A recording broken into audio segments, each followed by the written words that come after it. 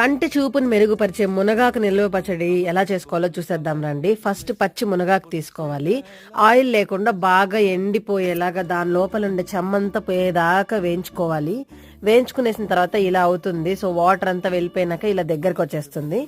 ఇప్పుడు టమోటాలు, చింతపండు, చిటికెడు పసుపు, కొంచెం సాల్ట్ వేసుకునేసి బాగా ఫ్రై చేసుకోండి.